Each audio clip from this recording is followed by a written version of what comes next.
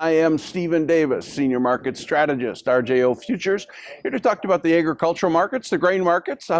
First, nobody's referring to a bottom in the commodity markets in here, so I just want to suggest if you're interested in this, it may be a time to take a look at this when nobody's telling you to do it. So we'll start with the corn market here today.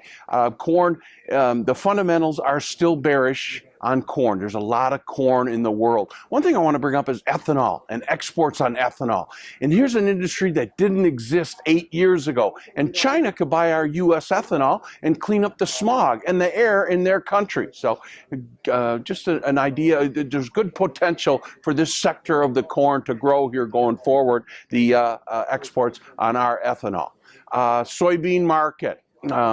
So we have a chart here today, the weekly soybean market. Last week, you see a weekly reversal up. So pay attention to this. You can follow the trends in the market by following weekly charts. What does this show us? Soybeans have stopped going down. So my work would suggest possibly a continuation rally here in the next 5 to 10 business days. So we'll see about that. As we move into the end of the year, I want to mention the Chinese Lunar holiday. And we're not there yet, but as we flip the calendar, the soybean meal demand just explodes because of hog and poultry margins get real big too going into this Chinese Lunar holiday. So I'm going to be talking about that in the weeks ahead.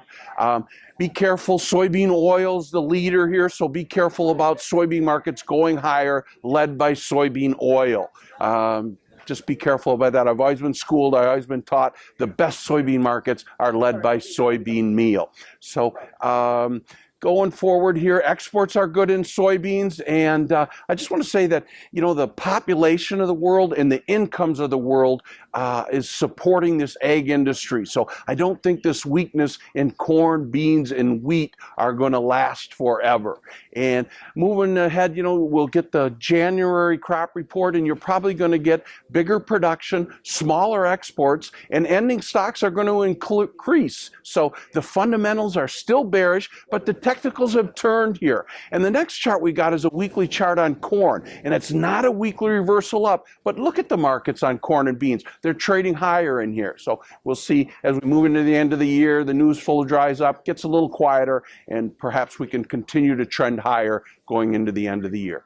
Everybody have an excellent weekend. Thank you.